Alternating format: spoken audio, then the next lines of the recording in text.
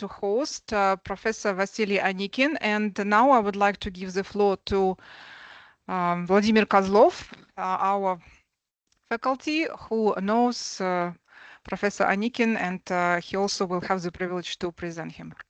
Vladimir, please, the floor is yours.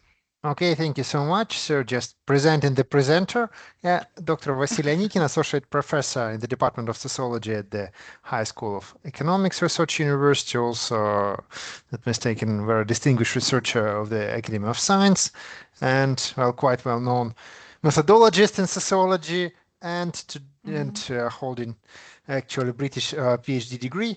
And now he's talking about the paradox of environmental investment, and well, generally these results are based on some surveys of the private sector and managers in the Russian companies.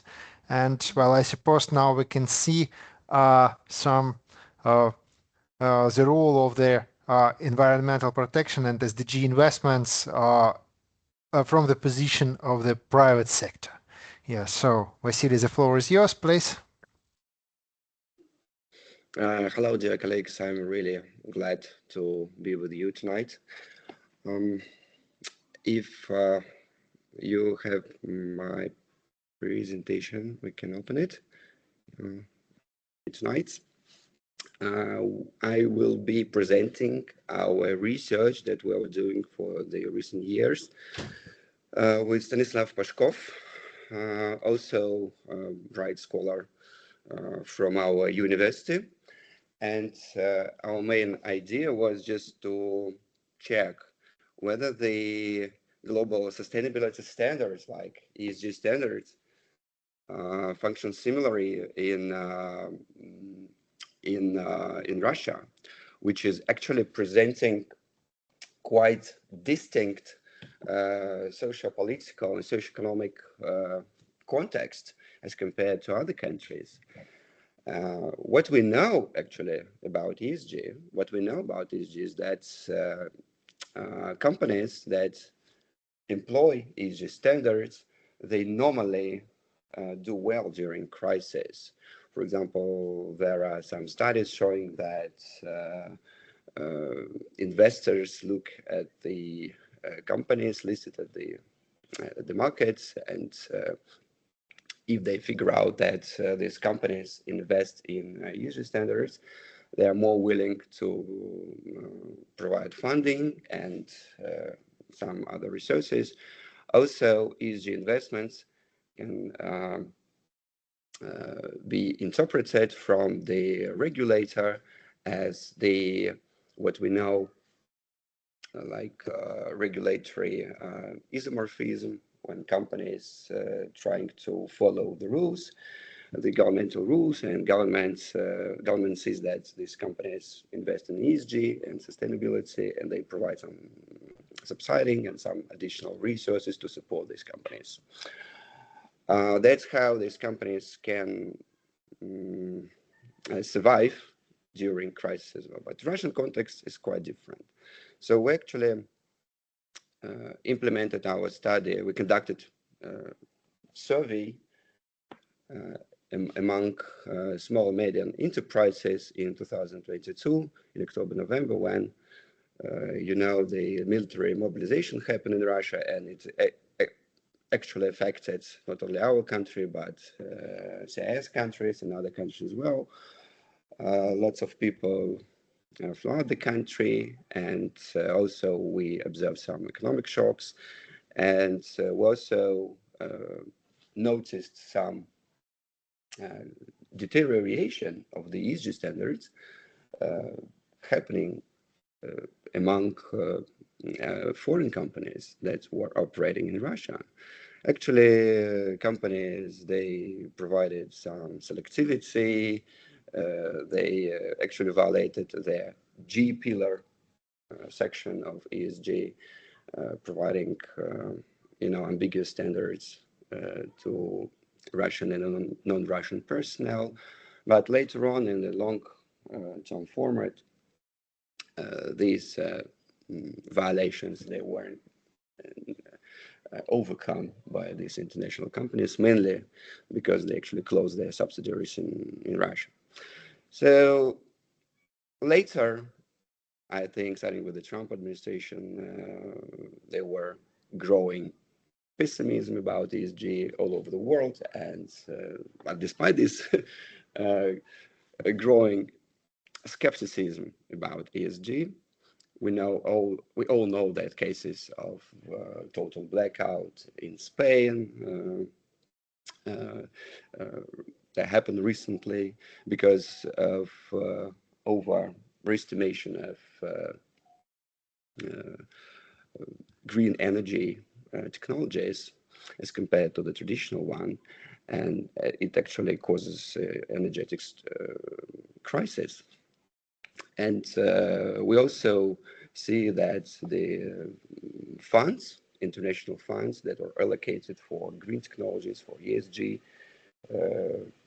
projects, were substantially decreased during the recent years. But despite this skepticism, we see that Russia shows quite interesting case. So what we expect that under the severe crisis, under the severe shock, Russian ESG project won't survive. We expect that this project would be deteriorated and neglected by companies, because companies want to save their resources and not to waste money and resources on something which is not connected to their survival strategies, which is obviously a sustainability development. But in fact, we see quite an interesting shift, and this shift is characterized by focusing most of the companies, especially big companies, big business, on S pillar, and which is quite interesting, because if we compare to the international context, it is well known that ESG is branded, is known by E pillar. And if we speak about ESG and resilience literature, when we find this ESG and resilience positive connection, we mostly this impact is mostly owned by E pillar, so environmental investments. But in Russian case, we see the shift from E to S, and we find some literature both in Russian and even in English now saying that Russian ESG project is mostly identified by S pillar rather than E pillar, which is also quite interesting to estimate, especially in the context of small and medium enterprises. So there are some theoretical explanations of ESG resilience relationship. The positive direct effect might be explained by three main theories, mostly by cultural theory, corporate cultural theory, by signaling theory, and by situational isomorphism theory, explored by Dimaggio and later disciples. So actually, about signaling theory, I already mentioned that the investors, they see that companies invest in ESG projects and they reallocate resources to them, and they open green funding to these companies, which in long run can be positively related to their crisis resilience. Institutional isomorphism theory is quite interesting, because we assume that companies can use the mimetic or normative strategies to copy or to follow the rules, showing that they are with compliance, the law compliance, the ESG compliance, and they're open to or they're eligible to subsidies, and also to subsidies during crisis, actually. And it happens in different national contexts, in China and in Russia as well.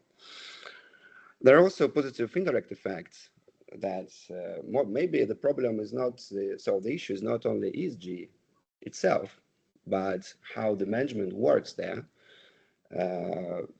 For example, if we stick with the institutional isomorphism theory, we understand that under this explanation, management is quite limited in their agency. But when crises happen, we understand that managerial actorhood is called for, and some actions may be more effective, some actual actions be more effective than just copying some, ESG compliance. And from this point of view, ESG outcomes can be viewed as the result of actual strategies of management. For example, adoption of new technologies.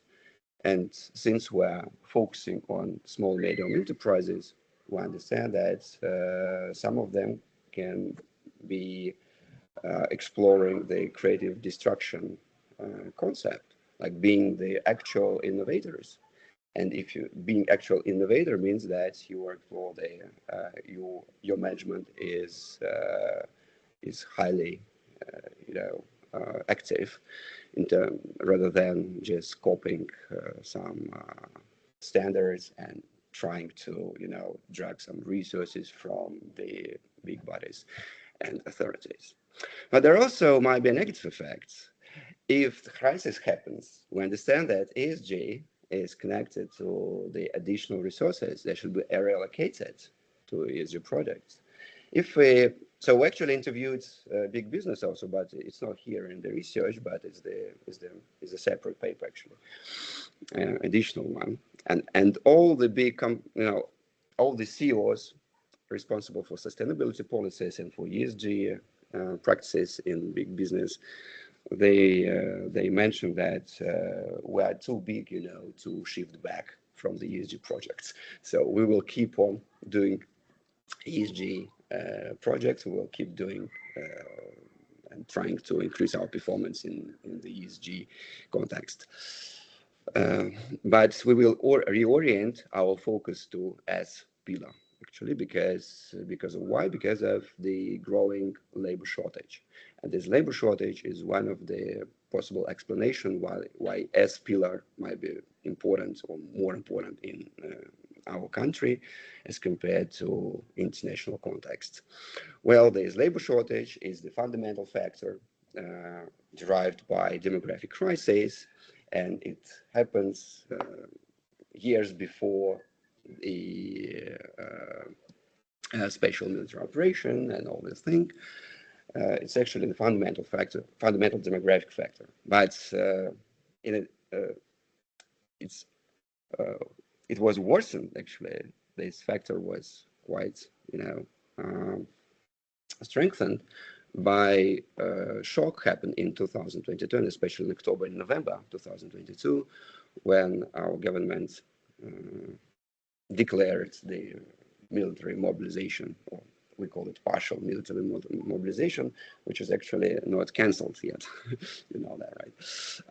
Well, and this shortage was strengthened, and people just flew away, and companies, they faced critical challenges trying to attract qualified labor to their, to provide their activities to resume their business.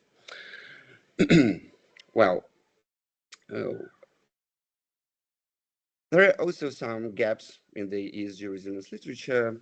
First of all, is SME gap. So this paper, actually, this speech is more about this, because what we know about the relationship, the statistical relationship between ESG investments and resilience during crisis. Most of the findings are done on the companies that are listed And we have lots of information about these companies, and more of this information is taken from the official resources and from the official reports. But when we deal with the small and medium enterprises, most of them even don't know what is it actually, what is ESG. And but even if they don't know what is ESG, they still implement some practices that we can attribute as the ESG practices. So that's how we estimate ESG in SME context. At the same way, we understand that once we switch from the micro level, I would say, right, from the listed companies to the SME level, we should admit that ESG is no longer subject to invest in mimetic pressures. So what's the point, to stick with the mimetic isomorphism strategies if you are not, anyway, you won't be eligible for the big subsidies from the authorities, or you will be in competition with the bigger companies that will definitely do everything to relocate these resources to themselves. And that's why this institutional isomorphism concept might be less relevant to the SME level, and what is more relevant is the managerial agency then, right? So if we, the logic is very simple. So if we look, so if we look at the companies, and we understand that these companies really implement these or that practices, ESG practices, we understand that they do it for the specific reasons. So these are rational strategies to survive, and also to survive in the uncertain environment. Also, there are lack of data about the national context. We know little about Russia. There are some models, but most of the publications, they are qualitative. And I think that a particular study is the only one that is pertaining to provide some quantitative estimations of ESG resilience relationship. Few words about Russia is just trajectory that happened during the last years. We understand that Russia implemented ESG shift very actively, starting from 2020s. But when crisis happened in 2022, Russia did not abandon the ESG, but it decided to develop its own ESG sovereignty, its own ESG index. I think in 2024, national ESG index were created by different bodies, and also in 2022, National ESG Association was established to to provide some homogeneous approach in ESG implementations. But this National ESG Association mainly comprises big businesses, not small, medium enterprises. And also, what is very important, that big business, they pose, once they're expected to provide some ESG, still they're expected to provide some ESG compliance, they require the same things from the small medium enterprises that are usually considered as the contractors for the big business, right? And that's how the transferring of ESG principles can happen. But since small medium enterprises are suffering from lack of resources, normally we expect that they will implement these ESG practices in their own way, rational way, or what we call the national pragmatic ESG way. So national pragmatic ESG, right? Well, there are three actual research questions. So we mentioned about ESG, right? We mentioned about E pillar. saying that E pillar is more relevant for the Western literature, but the recent Russian literature is more about S pillar. Right?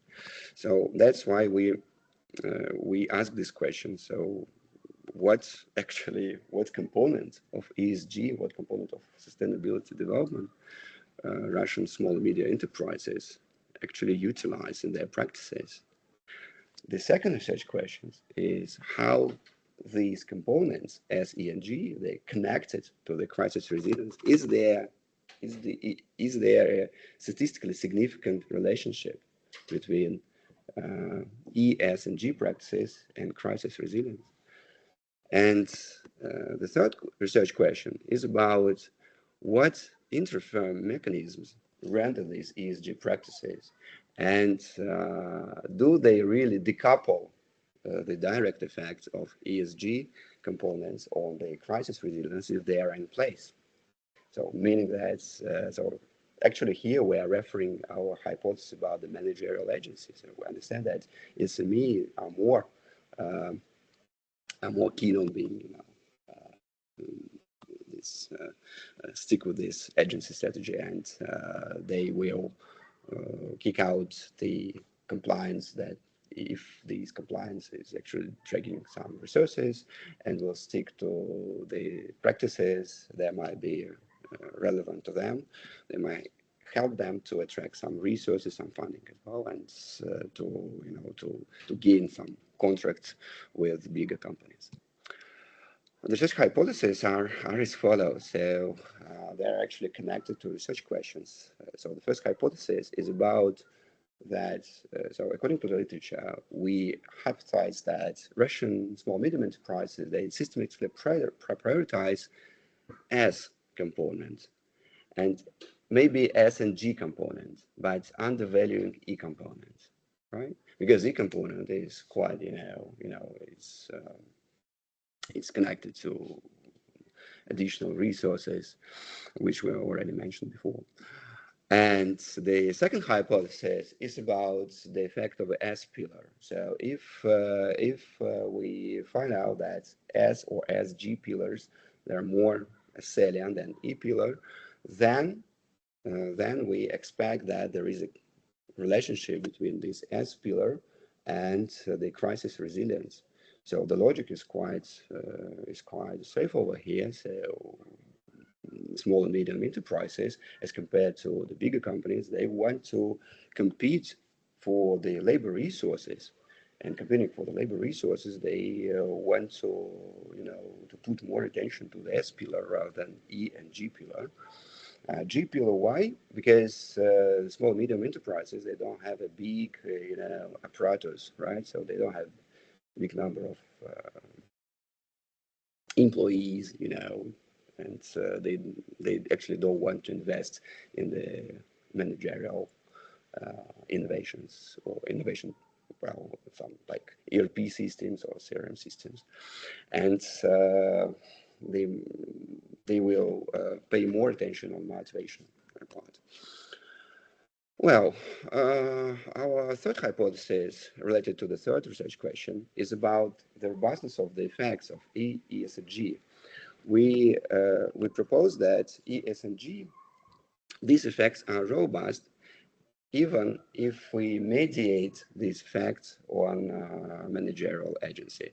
And that's how we check the robustness of the ES and G effect.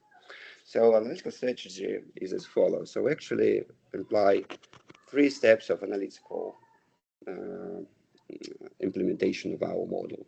So at the first step, we test the competing ESG strategies. We check the 1-factor model, 3-factor, and 2-factor models.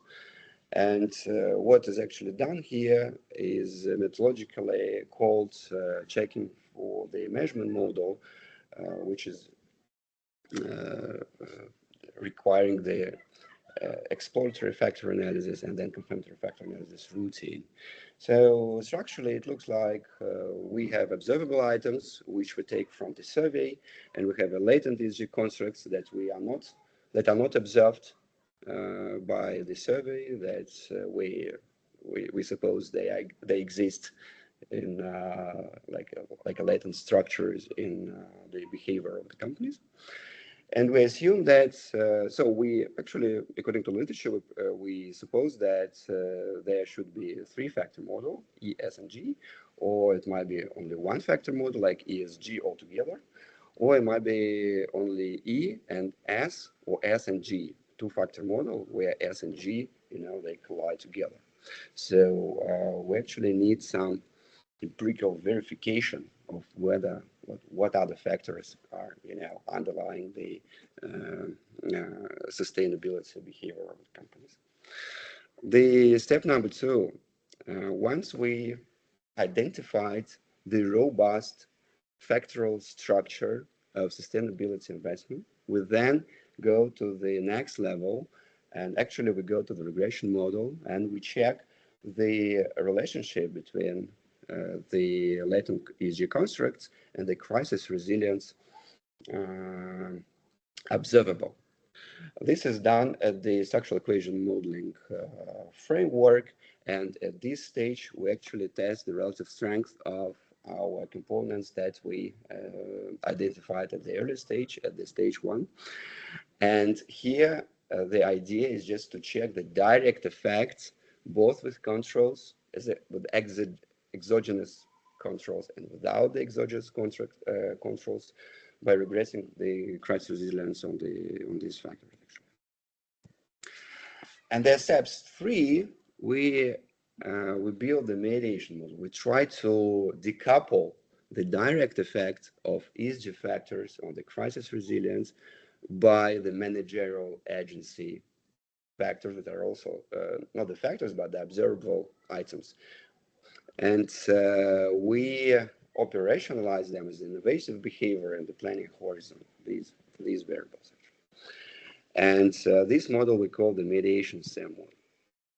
A few words about data. As I already mentioned, we collected interviews during October, November 2022.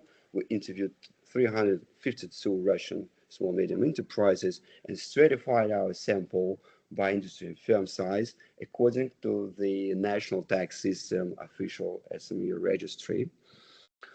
Our primary variable of interest relating to the crisis resilience is the self-assessment of crisis impact, right?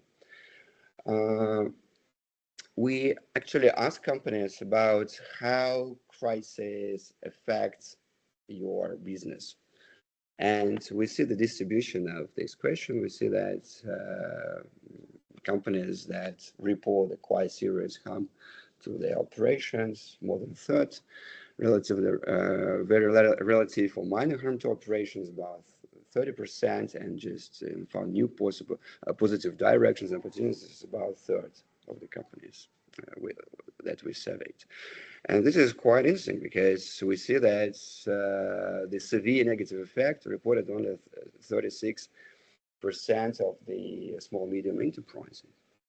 We actually constructed the dummy variable, so the binary variable out of this. So we take the most negative impact of crisis as 1 and all other values as 0 to to contrast the negative, very negative impact to the non-negative or even positive impact. Okay, so this is about the self-assessed part.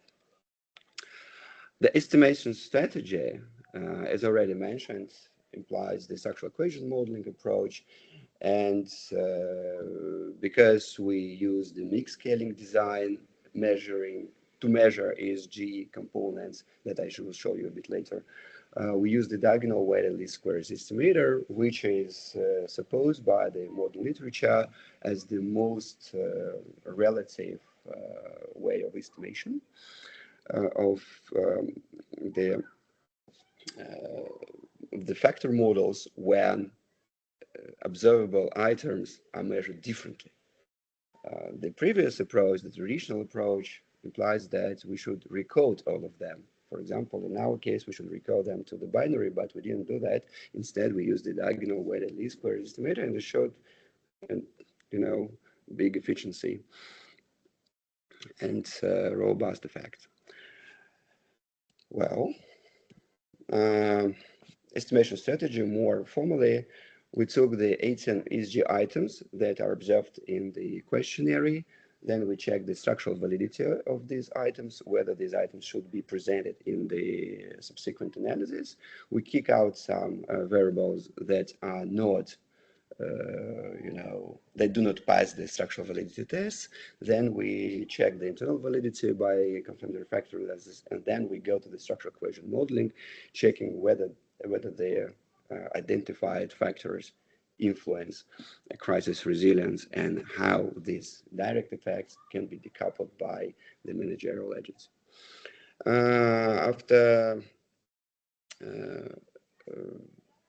After exploratory factor analysis, we found out that some of the variables should be excluded from the analysis. Actually, there are only 2 variables, and that's the final. That's the final set of the variables. So actually, we actually exclude S5 as well. So here you can see the distribution of the variables. That these are observable variables that are included in the analysis, right? So we took them from the survey. Some of them are measured in the binary scale. Some of them are measured on the Likert scale. Most of these variables, they are justified by the ESG literature, why we included these questions in the questionnaire. Actually. At the first step, we estimated 3 models. So actually what we want to, after the exploratory factor analysis, when we justified the exact variables that we want to be in our factor model, ESG factor model, we switch to the confirmatory factor analysis, where we test 3 different models. The first model saying that our 16 ESG items that are listed here collapse to 1 ESG factor. Another model says that no, there are only 3 factors, as literature says. And model 3 actually comes from the Russian literature, saying that S or SG, combination between S and G, or maybe S separately, should be more important. Actually, the one factor model is not very good, because you see that the fit indices perform badly.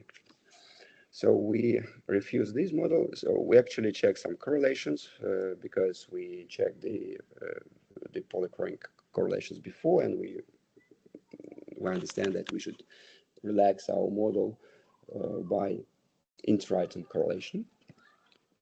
We keep those correlations in the second model, and it is not written here, but the connection between S and G, the correlation actually between S and G was more than 0.9. And that's why we decided to collapse the model, to collapse 2 factors, S and G, altogether, and re-estimated the model. And that's our final CFA model that actually contrasts E factor as the separate factor. According to the literature, we still see this separate factor, and SG as the collapse factor. So here we just identify the national pragmatic model of Russian SMEs. Here we see that the social practices and G practices, they're quite interconnected. So it doesn't mean that, so it actually means that Russian small and medium enterprises, they perceive environmental investments as something separate from social and governance practices that are not separated yet in their real organizational behavior. How we can interpret this? So we interpret that the 2-factor model instead of 3-factor model, as literature says, is not a statistical superior. It's the result of the real organizational behavior. firms, they want to allocate some resources and relocation the resources to provide, some benefits to personnel are intertwined with the decisions at the government level. So, and this is the statistical justification for us to additional statistical justification for us to check for the managerial agency mediation of this fact. The second step, we build so we check the direct effects of the revealed factors. The left model is the model with exogenous controls. Here, the exogenous controls are our variables of interest. Actually, there are not the variables like age and the industry level. They are actually not significant in the model. But here we included managerial agency, horizon planning, and some law compliance. So three main variables and the exogenous controls. And by including these controls, we see that this effect becomes significant. But without these controls, these effects are not significant. So actually, if we estimate structural equation model with direct effects, where we just regress our crisis resilience on the measurement model that we revealed, we have no connection between E and SG on our the variable of interest, right, on the crisis resilience. But with some signs of the negative effect of E, right? So in this model, E has negative actually effect, but it's not statistically significant in this model. How do we interpret this? We actually stick with the research competition theory that tells us that maybe investments in E are not in the priority of the small medium enterprises, and they're more focused on S&G. But we understand that they are not significant. But meaning that if they are not significant, it doesn't mean that they should not be in the model, actually, right? So in the model, maybe their effect is mediated by some more important variables like managerial agents. And here the mediation theme. So structuration model with mediation. We took three main variables as the mediators. So we took the innovation behavior of companies as the mediator for S, G, and E, and we take the planning horizon for the small medium enterprises as the mediator for E effect and S and G effect, and also compliance with the labor law as the mediator for social and governance factor. And what we see here actually is that this model is quite robust, and we also check for the reverse causality, and there is no reverse causality in this model. Actually, this model is is the final model and the most robust model, where we see that the effect of environmental investments is negative to crisis resilience, showing that for small and medium enterprises, so they will save the resources rather than invest in ecological projects. It should be also noted that so some of the small medium enterprises, they stick with corporate responsibility, but they do this not according to not in line with their business logic, but in line with some other logic. So it doesn't help to overcome the crisis resilience. But surprisingly, S&G does not have a significantly statistically significant effect on crisis resilience. We see this dashed line here, but the mediators are significant. So the indirect influence of mediators are significant. So the compliance with the labor law is significantly important to provide the crisis resilience, and also significant to build up the social governance factor of the sustainability in small medium enterprises. Innovation the same. So we see that innovation statistically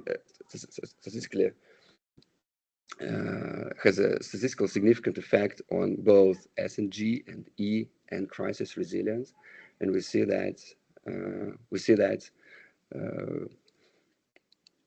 this actually behavioral component is quite important to provide the crisis resilience, and should be estimated not directly but also indirectly through the E component and the S&G component.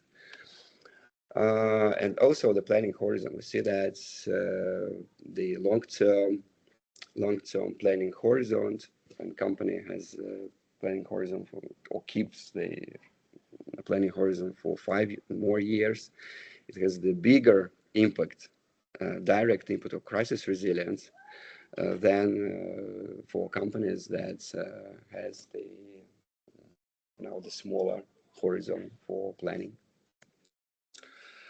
These are the tables for the total and indirect effects of the variables of interest. So we see that the innovation scores resilience has the indirect effect.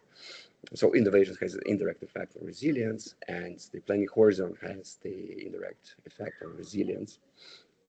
And so if we speak about indirect effect, the indirect effects are statistically significant, but they are negative. Actually, right? So what it means, actually, right? It means that when companies, put a big effort to, to build up the ecological projects in their companies, they will lose when they face the shock, like what we faced in Russia in 2022. Total effects are also significant for labor compliance and for planning horizon for 5 years. And see that so these effects are quite significant, and they are positive. How we can conclude?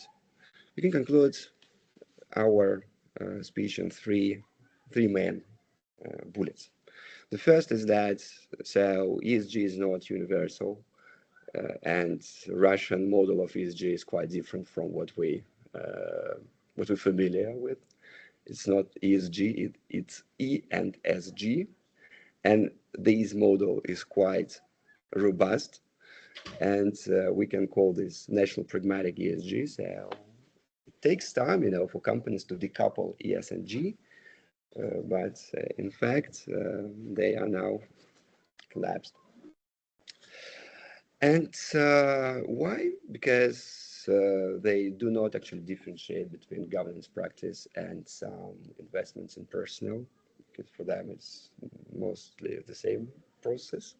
And also what we see from the model, from the mediation same model, they are the result of the company's actorhood of the SME agency at the managerial level. So that's why they are collapsed together. It's also, we see the paradox of environmentalism in our country. So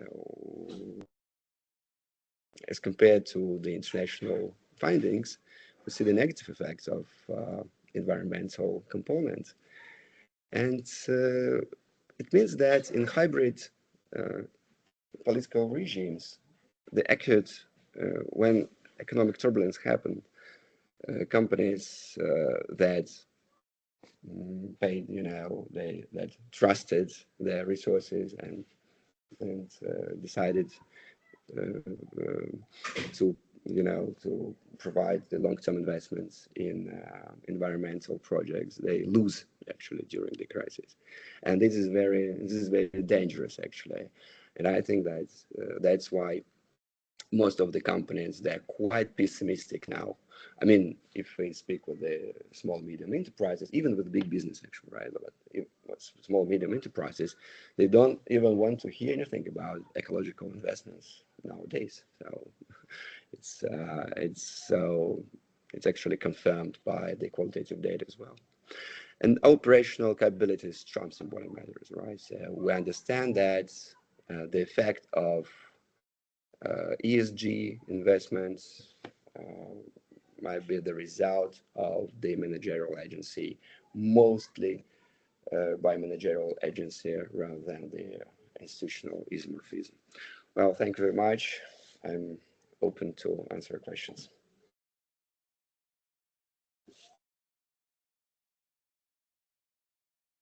Okay, thank you, Vasily, for the presentation. It was quite intensive and I think interesting. So the questions are for the audience, please. Vladimir, I see that you raised your hand. Yeah, generally, I don't know. If we don't go to the methodology, let's go to the conclusion. Yeah, because you told that there is a certain model.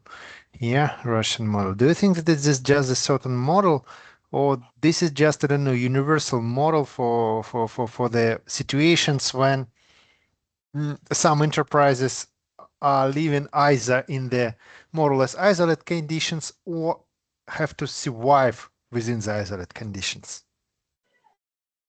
Well, definitely we want to check this with the international context, within other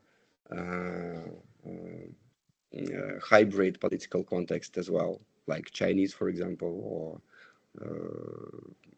maybe, well, I would say Iranian, but now Iranian is not good for comparison, but some like Turkish, for example, well, and Hungarian cases. Maybe, so the idea here is that maybe in this hybrid framework, small and medium enterprises that, that trusted in sustainability projects, they lose in the long run when they face the non-economical crisis and when they face something difficult, some turbulence. And that's how their trust is deteriorated. And so they feel it. And, so, well, the crisis resilience question in our study is self-assessment. And it is also very important that maybe, so we're now passing that data from the official and registered sources to build up some objective profiles of the companies being surveyed. And we want to check the robustness of our results, including this data. But self-assessment is also very important. It shows how companies or people that are responsible for businesses there, how they perceive the crisis, right? How they, how they interpret what is going on with their companies, with their business. Maybe they exaggerate the problem, this 36%, or maybe they underestimate.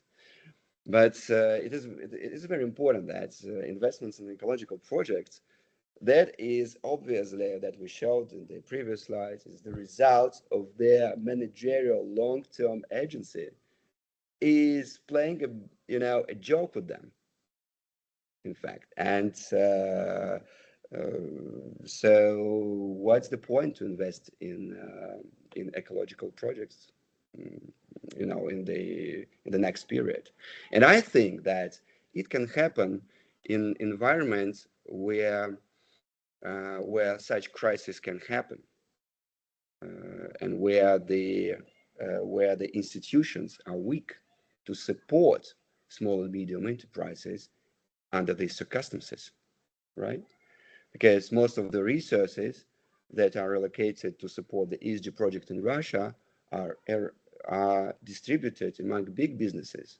And these big businesses, they have the fat layer, they can defer.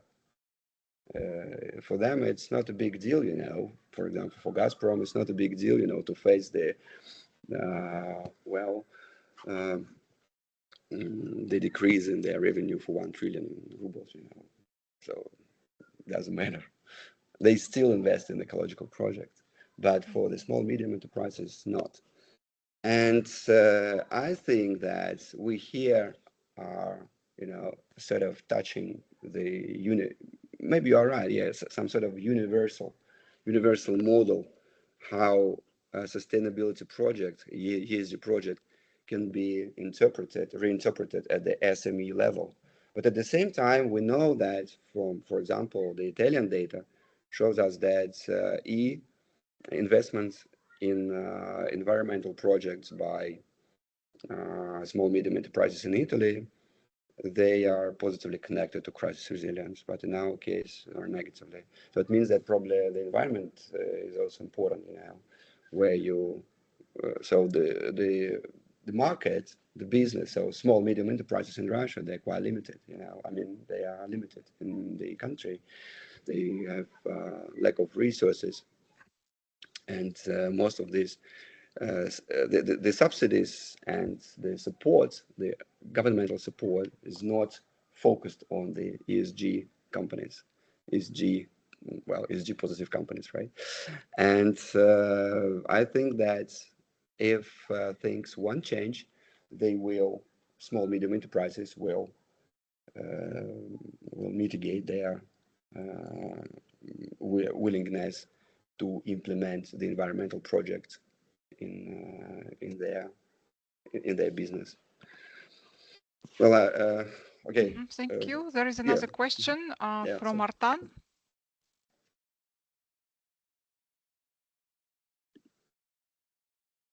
Artan, you're muted. Hello, Vasily. I'm Artan Karini, faculty member here at GSPP.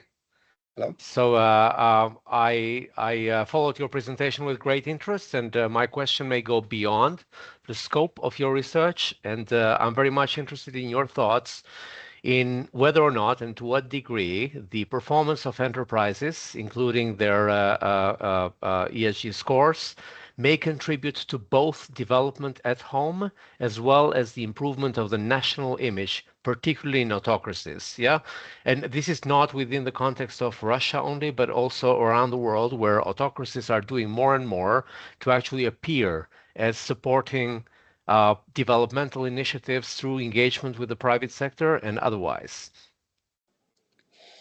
Well, it's actually what I'm thinking right now, and what I mentioned in my previous response. In answer to the previous question. So actually, you might be right, because the authorities, they're interested in, well, look, how the autocratic capitalist model, behave, right? So it's normally, in most of the cases, top-down relationships, and especially when we speak about Russia, Russian governments and Russian authorities, they are, for them, it's much easier to communicate and to provide some decisions dealing with the big bodies.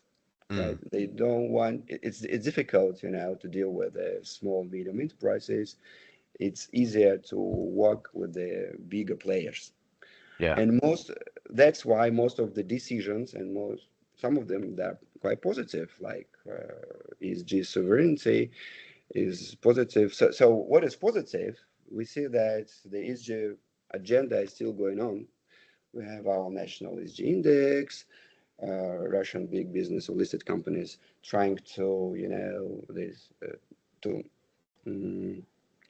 implement some Asiatic standards and compliance with the Asiatic, which are quite right. But approved by Asiatic investors. Yeah. If I may, do you think this is a deliberate political choice in line with the elite theory of public policy making, or do you believe that this is driven by the public choice model of economic rational thinking? Well, or here, both? when we deal with the small and medium enterprise level, they're definitely pragmatic ESG model, pragmatic. So we see that companies believed in ESG project, they invested their resources, and at the end, when they face the crisis, they see that the business is doing worse. Mm. Well, but according to literature, we expected that it would be, performing better. So it's actually contradicts to the whole idea of the investments in sustainability, right? Sure, It means actually that there are some weak institutions that can't support the sustainability of investments in environmental projects at the SME level. right. It means that we should do something with that. Well, implement some practices, switch from the top-down approach and maybe start developing some, institutions, strong institutions that support these investments at the Right. SME level. Provide liquidity, for example, maybe for them, I don't know. Right. Thank you, Vasily. Nice to meet you, and thank you for joining us this Friday afternoon. Thank you for the question. Thank you. The next question is from Haisong Ha, who is also our faculty member. Haisong, please. Okay, thank you, Professor Anikin. Very interesting topic, and then a very rigorous analysis using structural equation modeling. My question may be a little bit technical.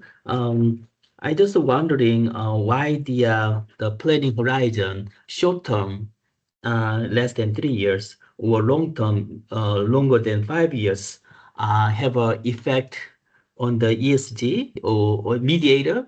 Environmental and SNG, but not the midterm, 3 to 5 years. Can you explain more, or what's the implication on this result? Thank you. Well, thank you for the question. Yeah, it's quite interesting. Well, I think that what it shows. Well, actually, how we ask the question. We ask the question with these exactly categories. Maybe if we ask the open question and people could choose the horizon, by themselves, the thresholds would be different. We don't know. But at the same time, so these were at telephone interviews. And when you use the open question at the telephone interview, it's more difficult, it's not recommended generally, because you can face the missings. And with open questions, the number of missings is higher. So that's why we try to avoid them and provide the standard categories of less than 3 years, 3 to 5, and more more than 5 years. Let us assume that these categories are robust and justified by the international literature, which they are actually. And what we have actually means that for small and medium enterprises, the most important threshold is 5 years, and what is below doesn't matter actually. I mean, in terms of its effect on the ESG projects, because it means that those companies that have the smaller planning horizon and invested in ecology, so it doesn't matter. So they don't face the negative effects on their crisis resilience. But those who allocated the resources in the long run, 5 years is a long run actually. So these companies, they face the negative effect. So, and which is quite so for us, it's a problem actually. But at the same time, if you look at the total effects, you see that the midterm also important, but the effect is smaller, right? So the direct effect of the planning horizon for 3 and 5 years is 0.170, and the planning horizon for more than 5 years is 0.284, and the effect is more statistically significant, actually, right? So it means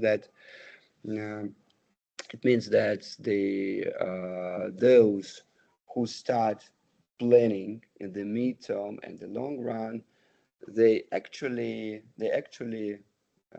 face better crisis resilience, all things being equal. But if they allocate these resources according to their long run or planning horizon, to the ecological projects in their business. So they will lose when they face the non-economic crisis like what we see in 2022. I think that's the explanation. Right. Thank you. Okay, thank you. Any other maybe questions or comments? Okay, no other questions and comments. Maybe I just added one more. Then I know you said about the indirect effect, the short-term or long-term have a negative and positive. But what about only the E and the mediator, environmental and SAG, and then midterm doesn't have effect. This mediator. But I think that short-term. I think that you mean in general, right? In general. Right. I mean here, yeah. This graph. Yeah, in general. This is wow. yeah. That is what is quite surprising for us as well, because our study was. So actually, we organized a big study. So first, we interviewed big companies. We interviewed more than 20 big businesses that are the members of the National ESG Alliance, and all of them were, telling us that we shifted from E to S. We say, okay, that's very interesting. And we asked them about SMEs, and they told us in the interviews, the qualitative interviews, in-depth interviews, before we organized this survey, they told us that, look, we push our contractors, which are normally SME, right, to to invest in environmental and in general ESG projects and sustainability projects to meet the requirements of the like the ESG compliance.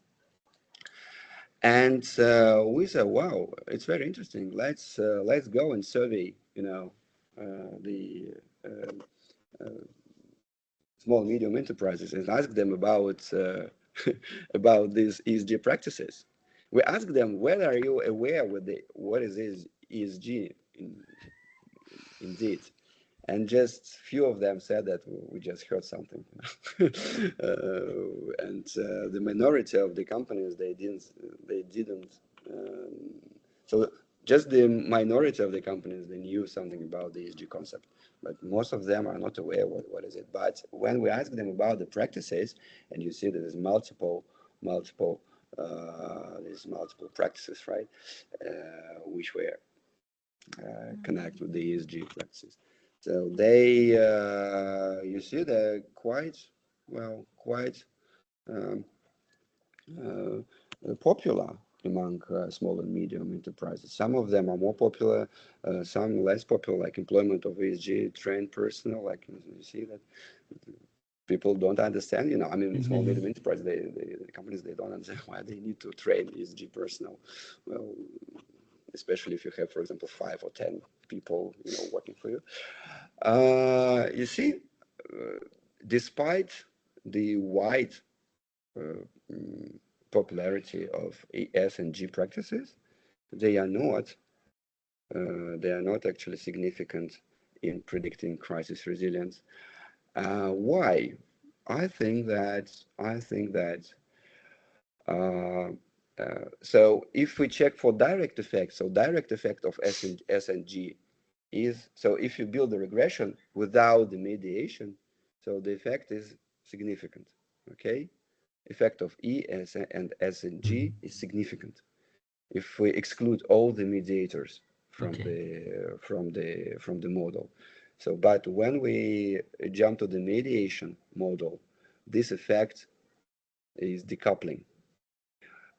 What it means? It means that all of the listed ESG practices related to S pillar and G pillar are in fact the result of managerial agency. That's it. So they are important, but they're important not by themselves separately, like separate effects. but as the package of the as the result of the managerial agency, and if we mediate them by managerial agency, we see that the managerial agency is the real effect of the crisis resilience, but not ESG, right? Yeah. It means that once these practices are implemented, they are definitely the ESG practices. We understand this, but at the same time, we understand that they are not the, your safety net from the crisis itself. So if you don't have the managerial agency, like what we measure it, how we measure it here, you will be suffering from the crisis still. Right? So if you just copy, so it means that if you just copy these S&G practices, I suppose that there will be negative effect as well. But so it's just roughly speaking, all of these S&G parameters, they contain the managerial agency latent variable, not the latent, but observed variable that is actually in the model. So this managerial agency actually absorbs all the S&G practices, resulting in decoupling this direct effect. Okay. What we call this pure effect, right? There is no pure effect of S&G. There is no pure effect. The pure effect, we see the pure effect of innovation strategies and managerial agency. Okay, Vasily, thank you so much for your detailed and thoughtful answers. I guess maybe in conclusion, what would be your recommendations to policymakers, and based on your research, based on your findings in regard to this, ESG, in terms of short-term and long-term sustainability goals and, survival, short-term survival goals and long-term sustainability goals? Any advices? Well, I would definitely, if I were the government, I would definitely send a clear message to small. If we want to stick with the sustainability project in our country, right? If we want to disseminate this project among the, grassroots level, right? So we call micro level. We should send a clear message to business, to market, that we support the long-term ESG projects. We can call them not ESG projects, but in some other terms. But we support those companies that invest. For example, we just subsidize their business, whatever, subsidize their investments in these projects, and so on and so forth. Also, I think that will be the first thing, right? So we should support the institutions that support that investment. The second thing is that probably it's the result of maturity, ESG maturity or sustainability, of the sustainability mindset of the Russian business, especially when we speak about small medium enterprises. I think that the big impulse can be done by the bigger business. So the bigger business could also join this clear message that they support the environmental or sustainability investments. Not only the official authorities, but big business as well. But now what we see, that big business can declare that they stick with the ESG practices, but in fact, they say, when you speak with them, during the whatever, somewhere, in the informal situation, all of them are pessimistic about ESG, and they say, so what? It's not the priority now, right? So if they are not aware that this is a priority for them, so what's the point for them to push the ESG developments among the small medium enterprises? So roughly speaking, there should be a clear message both from the authority, from the big business, to push the small medium enterprises to implement these practices and to subsidize their investments in these projects.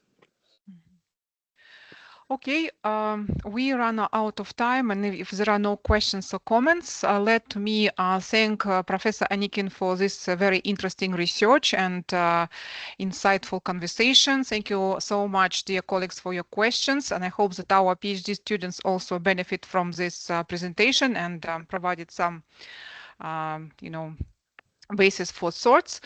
Thank you so much, and have a great weekend. Thank you to everyone who attended this webinar. Bye-bye. Thank you. Thank you very Bye. much. Thank you. Thank you Take for your care. question. Thank you for your Bye-bye. time. Thank you. Goodbye. Thank Keep you. in touch. Bye-bye. Thank you. Bye-bye.